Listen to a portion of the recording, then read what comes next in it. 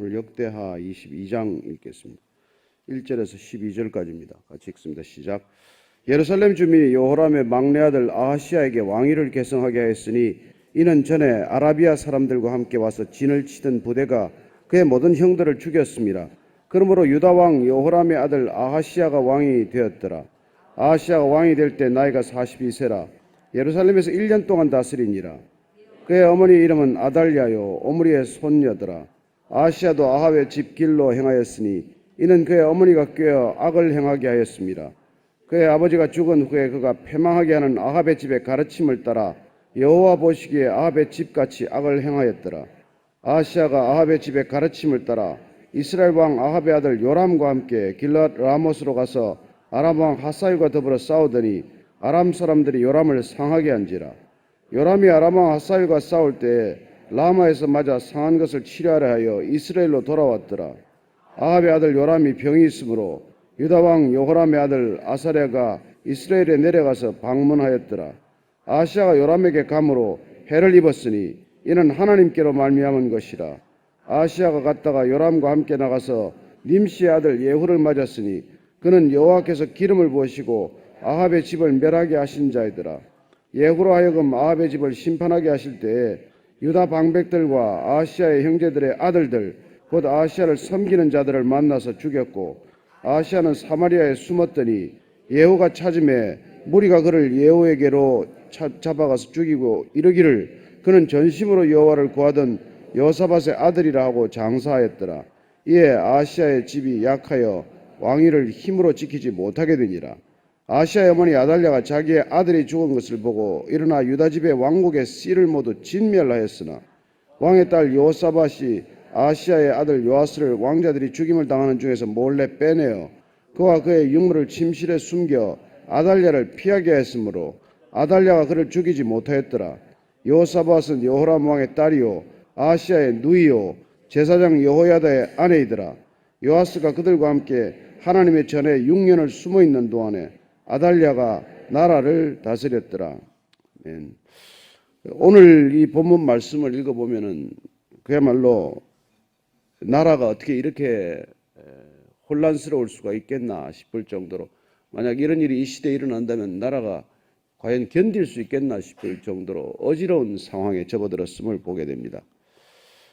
그리고 한 왕의 이 믿음에 따라서 온 백성들이 겪게 되는 고통과 고난의 이 모습들을 보게 됩니다. 왕만 무슨 이런 일을 겪는 게 아니지 않습니까? 왕이 흔들리기 시작을 하면 국가의 근본 기본 전체가 흔들리면서 이때 이 시대를 살았던 사람들은 과연 얼마나 불안하고 얼마나 힘겹게 살았을까 하는 그런 생각을 하게 되는 것이죠. 그리고 또 한 가지는 아버지의 믿음이 아들들에게 전해지지 않을 때, 자녀들의 그 믿음이 전해지지 않을 때 과연 부모가 그렇게 애쓰고 공들여 세운 나라가 과연 무슨 힘이 있어서 견디겠느냐 하는 것이죠. 죽을 힘을 다해서 나라를 세웠지만은 그 아들대에 가서 자녀대에 가서 그 나라를 그렇게 물려준다고 한들 그 나라가 과연 지켜지겠느냐는 것이죠. 그건 한 가문은 그렇지 않고 한 기업은 그렇지 않겠습니까? 그래서 오늘 말씀을 들으면서 다시 한번 우리가 이 시대를 살면서 이 암울한 시대, 어둡다고 하는 시대, 우리는 과연 무엇을 어떻게 이 땅에서 기준을 세우고 살아야 할 것인지를 돌아보게 하는 그런 말씀들입니다. 1절, 2절을 한번 더 읽습니다. 시작. 예루살렘 주민이 여호람의 막내 아들 아하시야에게 왕위를 계승하게 하였으니 이는 전에 아라비아 사람들과 함께 와서 진을 치던 부대가 그의 모든 형들을 죽였습니다.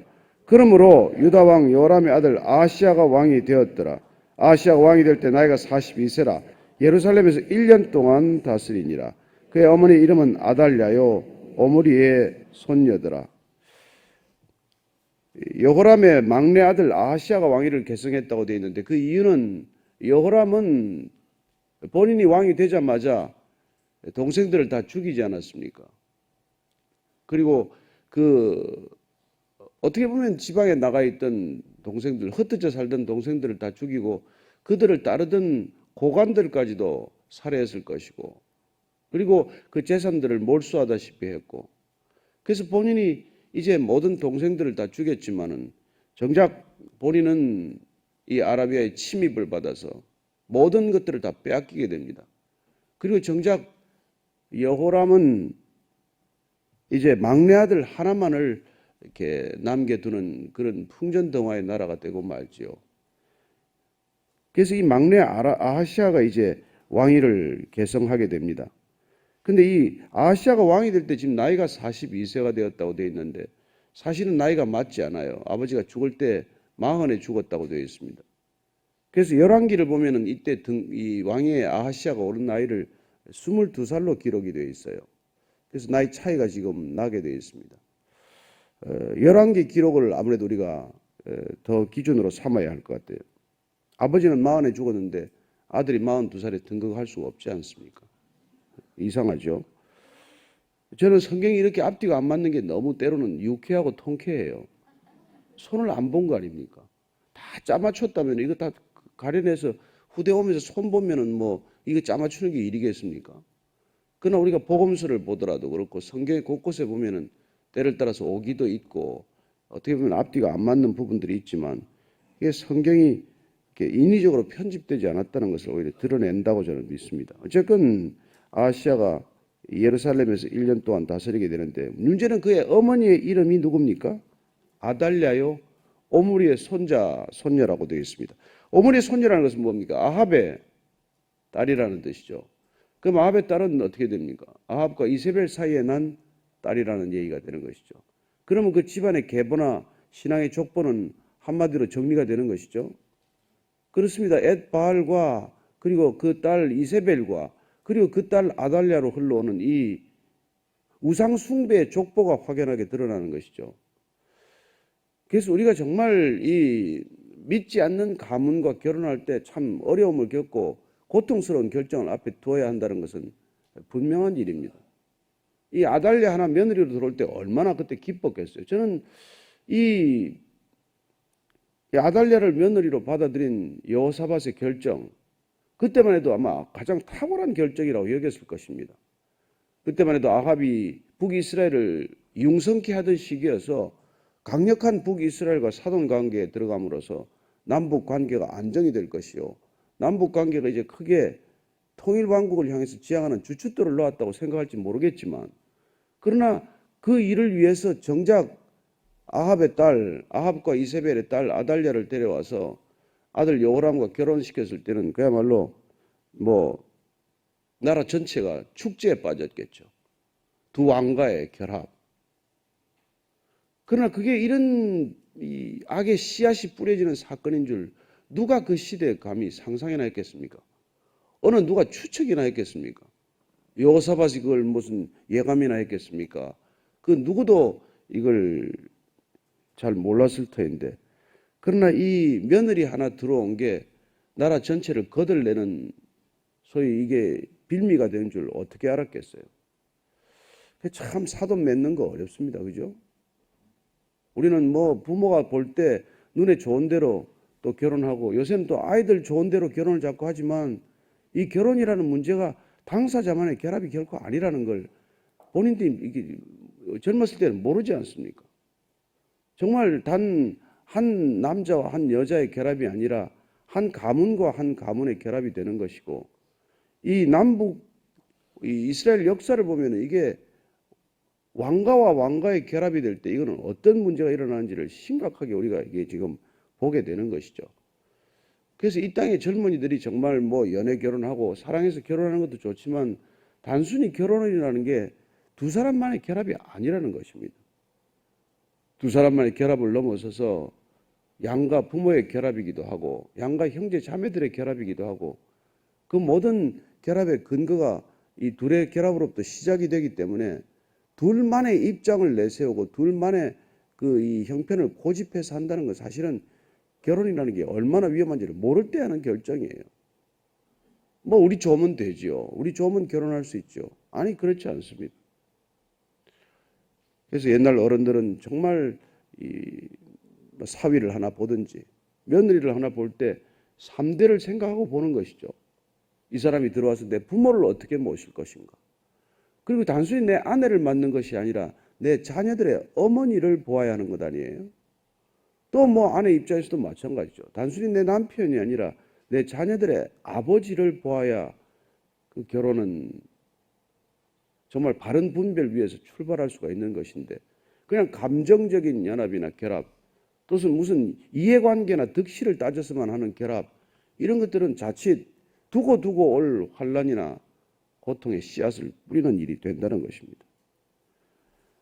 그래서 참 옛날에 어른들이 너무 까다롭게 무슨 이런 걸 보긴 했지만, 그러나 그걸 살피는 것들은 뭐 좋은 의미에서 보면은 굉장히 큰 어떤 이 개연성을 보고 결혼하는 것이죠. 그래서 우리가 볼 때 옛날에 뭐 그 당사자를 보지 말고 부모를 먼저 보라는 것은 20년, 30년 후에 그 얼굴이 부모 얼굴이기 때문에 그래요. 그죠? 그러면 내 아내가 어떻게 늙어갈 것인가? 그 아내의 부모를 보면 대충 그 얼굴이 드러나 있지 않아요. 내 남편이 앞으로 30년 뒤에 어떤 아이들의 아버지가 되어 있을 것인가? 그 뭐 시아버지, 시어머니 보면 다 들어있는 것이죠. 그래서 정말 부모의 얼굴 속에 자녀들의 얼굴이 있고, 자녀의 얼굴 가운데 부모의 얼굴이 이미 새겨져 있기 때문에 우리가 그런 걸 다 보았던 것이고, 그런 것들을 염려했던 탓 아니겠어요? 오늘 보니까 이 아달랴라는 사람 하나 들어가지고 아주 그냥 유다 왕국 자체를 씨를 말리는 것을 보게 됩니다. 3절 이하를 읽습니다. 시작. 아하시야도 아합의 집길로 행하였으니 이는 그의 어머니가 깨어 악을 행하게 하였습니다. 아달랴가 한 일이 뭡니까? 여호람을 꼬드겨서 나라 전체를 피비린내 나는 나라로 만든 거 아닙니까? 사실 이 여호람이 동생들을 죽이게 된 뒤에는 아달랴의 이 충동이 왜 없겠어요? 여러분, 남자가 혼자 결정합니까? 다 그래도 뭐 아내하고는 이런저런 속에 있는 결정들을 나누지 않겠어요? 어떻게 보면 여호람을 갖다가 그렇게 부추기고 충동한 것도 아달랴 일이라고 한다면은, 아달랴가 그 뒤에서 배후에서 그 광기가 설에 있다고 한다면은, 또다시 이 아달랴가 아들을 꿰어서 아합의 집 길로 행하게 했다고 되어 있습니다. 남편 죽고 나니까 이제 아들을 드디어 꿰었다라고 하는 것은 계속 조언하다, 충고하다, 그 길로 인도하다는 뜻이에요. 사실 뭐 유혹하다는 것과는 다른 뜻 아니겠어요? 그러니까 어머니가 아들을 끊임없이 섭정하다시피 해서 그 아들을 아합의 길로 가게 했다. 아합의 길이라는 게 뭐 딴 겁니까?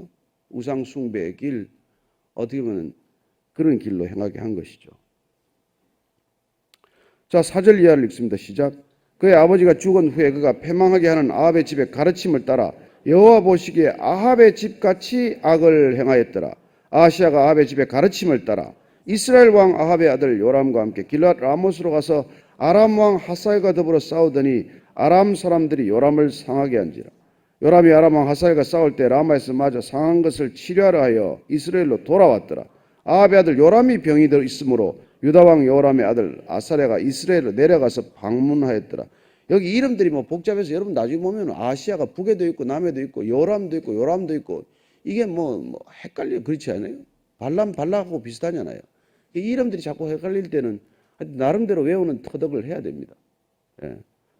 코를 벌렁거리는 놈을 발람이라 그러고 뭐 이렇게 하든지 여러분들이 해서 이걸 이름을 분간을 하기는 해야 돼요. 근데 어쨌든 간에 이 아합의 집 길로 갈 것인가? 그러니까 이게 지금 아하시야가 왕이 되었을 때는, 적어도 왕이 되면은 본인의 원하는 것은 아니었을지 몰라요. 왜냐하면 막내였기 때문에 왕위 계승 순위에서 제일 꼴찌 아닙니까? 될 거라고는 한 번도 생각하지 않았는데 뜻밖의 왕이 되고 말았어요. 그럼 왕이 된 건 뭐 뜻밖으로 됐건 어찌 됐건 왕이 되는 순간의 책임은 무엇입니까? 나라의 기초를 어디에 둘 것인가? 나라의 방향을 어디로 정할 것인가? 이 두 가지만 하는 확실히 하면 되는 거거든요. 나라의 기초를 어디에 둘 것인가? 방향을 어디로 둘 것인가? 자, 기초는 뭐 분명해요. 하나님께 둘 것인가? 이 외가에다 둘 것인가요?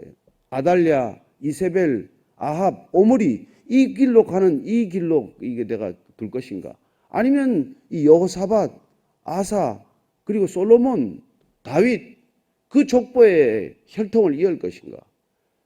어느 혈통을 따를 것인가에 따라서 그는 인생의 기초가 달라지는 것이죠.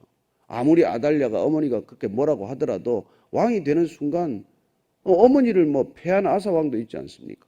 태우를 패하는 아사 왕도 있는데, 그 궁극적으로는 변명이 안 되는 일이에요. 어머니가 나한테 그렇게 얘기를 했기 때문에 그게 되는 일입니까? 저나 여러분들이나 어떤 신앙적인 문제로 들어가게 되면 아내의 핑계를 댈 수도 없는 일이고, 예? 조상의 핑계를 댈 수도 없는 일이에요. 근데 이 아하시아가 기어이 그쪽에다가 또 이렇게 줄을 서기로 결정한 거죠. 그래서 꼭 그 아버지가 갔던 길로 또 가게 되는 것입니다. 그래가지고는 이 북이스라엘하고 또 아람자의 전쟁에 끼어들었다가 결국은 거기서 죽음을 맞는 것을 보게 됩니다. 왜냐하면 요람이 아람 왕과 싸울 때 부상을 당했어요. 활을 맞아가지고. 어쨌건 그렇게 이스라엘로 갔는데 이때 또 이게 병문안을 간 거예요. 병문안을 갔다가 반란을 일으킨 예후의 손에 죽게 됩니다. 그건 잠깐 한번 우리가 열왕기를 통해서 한번 읽어보고 지나가는 게 좋을 거예요. 열왕기 하 9장.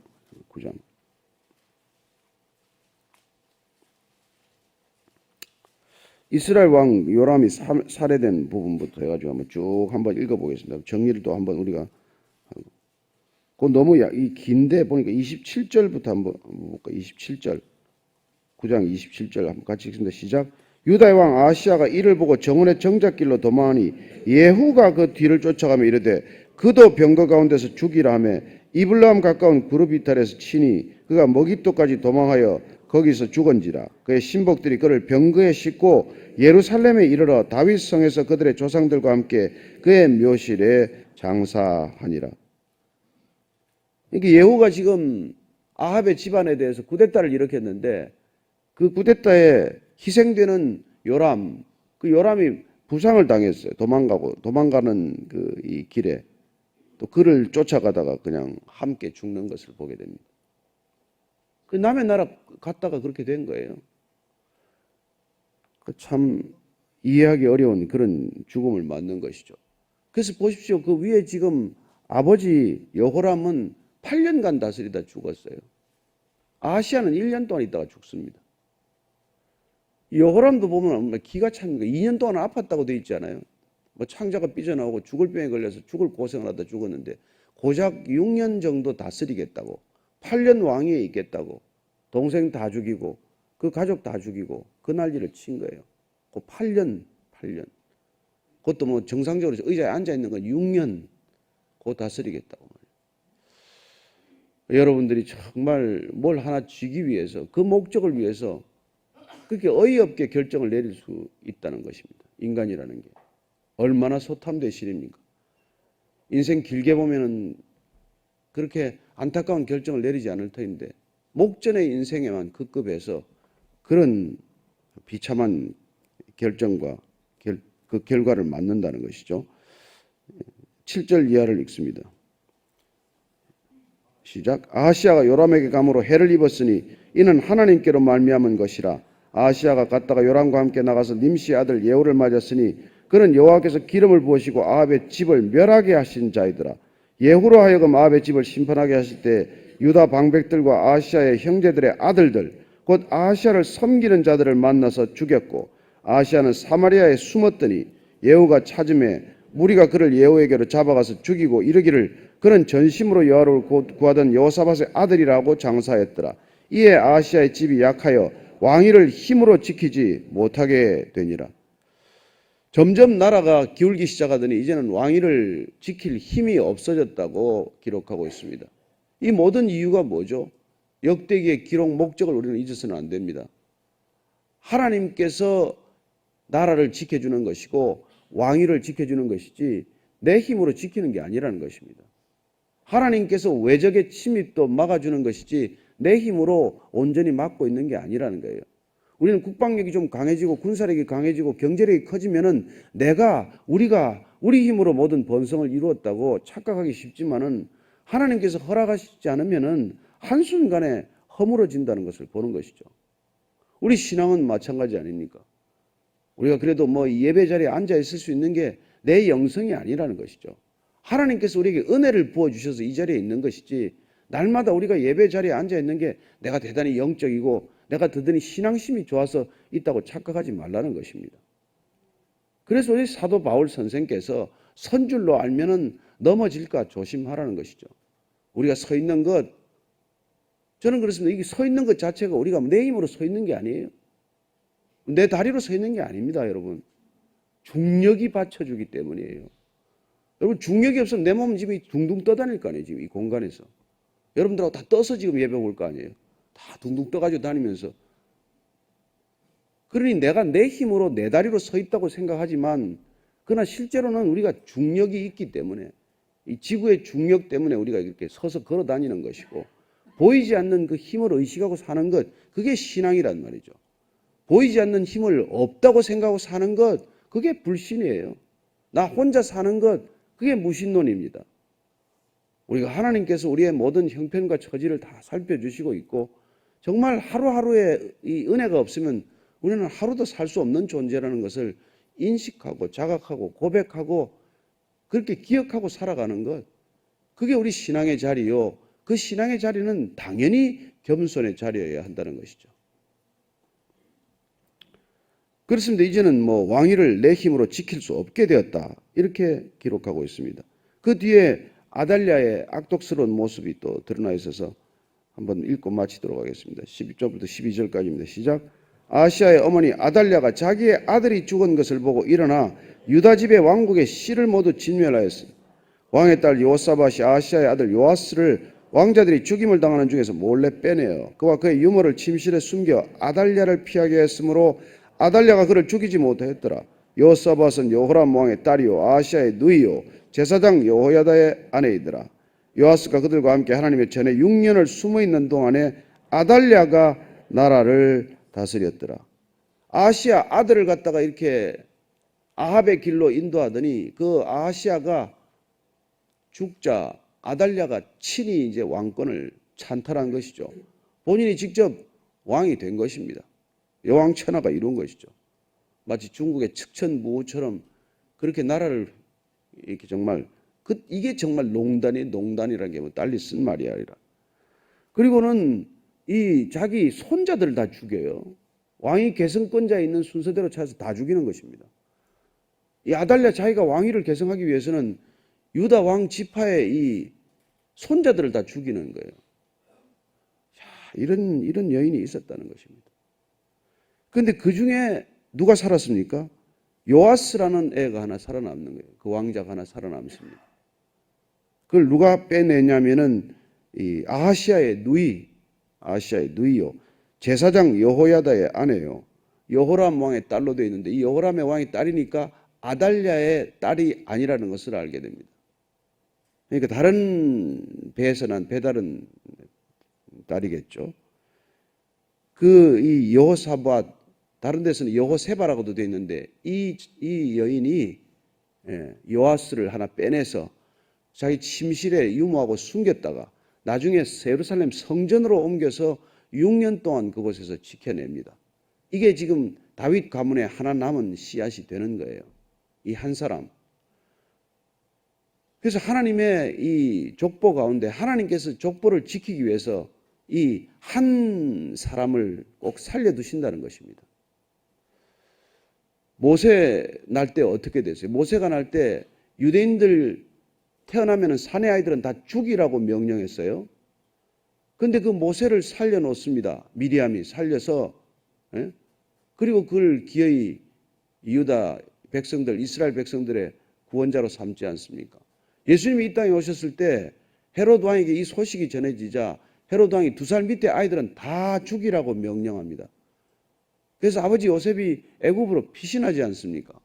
그렇게 남겨둔 씨앗 때문에 여기까지 믿음이 전해진 것이죠. 이 세상이 살아가는 곳은 그런 곳입니다. 믿음의 가문, 믿음의 족보를 멸하기 위해서 온 세상은 눈에 불을 켜고 하나가 되어서 그들은 똘똘 뭉쳐서 믿음을 박해하고 핍박하는 것을 보게 됩니다. 우리가 이걸 영적 전쟁의 눈으로 보지 않으면 이게 어떻게 해석이 되겠어요? 무엇 때문에 손자까지 다 죽이겠습니까? 이런 일들이 지금도 일어나고 있다는 것을 저와 여러분들이 기억해야 합니다. 복음이 얼마나 큰 박해를 이기고 여기까지 왔는지를 우리가 잊어버리면 늘 평안하다 그렇게 말할 것입니다. 우리는 우리 안에 오신 샬롬이 주님 때문에 일어난 샬롬이지만 우리가 사는 세상은 이건 전장터예요. 이건 전장입니다. 날마다 전쟁 속을 우리가 걸어가는 것이죠. 포화 속을 걷는 것입니다. 그분께서 지켜주지 않으면 우리는 하루도 버틸 수 없는 사람들이고 그분께서 붙들어주지 않으면 한순간도 우리는 넘어지지 않을 수 없는 사람들이라는 것 기억하고 오늘도 감사함으로 하루를 시작하기를 바라고 오늘도 주께서 인도하시는 걸음으로 담대히 걷되 늘 주 안에서 걷게 되기를 축복합니다. 성령의 갑옷을 입고 하루를 살아가는 저와 여러분 되기를 축복합니다. 기도할 때 오늘 지켜주십시오. 주님 오늘 하루도 은혜 가운데 걷게 해 주옵소서. 사랑하는 자녀들 주님께서 지켜주십시오. 우리가 어떻게 24시간 자녀를 지킵니까? 자녀를 위해서 기도할 수 있을 뿐 그 자녀들 주님께서 친히 만져주시고 품어주시고 안아주셔서 그 자녀들 이 세상에 빼앗기지 않게 해 주옵소서. 다시 한번 기도하겠습니다. 하나님 아버지, 악한 세상을 살아갑니다. 사악한 사람들은 끝도 없이 정말 믿음의 자녀들을 박해합니다. 이 시대도 여전합니다.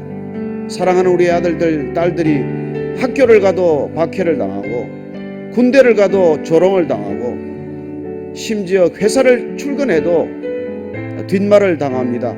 하나님 아버지, 그러나 두려워하지 않게 하시고 그 자녀들 담대하게 하시고 믿음의 길을 걷게 하시되 나를 의지하지 않고 오직 하나님 한 분 의지할 때 우리 다윗이 골리앗과 맞섰듯이 이 전쟁은 내게 속한 것이 아니요 여호와께 속한 전쟁입니다. 날마다 믿음으로 선포하며 담대히 이길 수 있음을, 아니 이미 이겼음을 기억하며 살아가는 하루가 되게 하여 주옵소서. 하나님 아버지, 오늘 하루도 주의 손에 맡겨드립니다. 주님 품 안에서 주님의 동행과 인도하심으로 걸어가는 하루가 되게 하여 주옵소서. 사랑하는 자녀들 부모들의 기도 가운데 있게 하사 기도의 끈으로 삼겹줄로 묶어주사 하나님의 보호의 손길에서 멀어지지 않게 하시고 끝까지 주께 붙들린 주의 자녀들 다 되게 하여 주옵소서. 이제는 우리 구주 예수 그리스도의 은혜와 아버지의 사랑과 성령의 기름 부으심이 오늘 악한 아달랴의 가운데도 하나님께서 믿음의 씨앗 요아스를 살려두셨듯이 이 시대가 아무리 악할지라도 모든 진멸의 시대가 된다고 할지라도 하나님께서 반드시 믿음의 씨앗으로 우리를 남겨두실 것을 믿고 감사하며 오늘도 믿음의 거인의 발걸음 걷기를 원하는 이 자리에 고개 숙인 하나님의 지체들, 사랑하는 믿음의 아들들, 딸들 위해 지금부터 영원까지 함께 하시기를 간절히 축원하옵나이다. 아멘.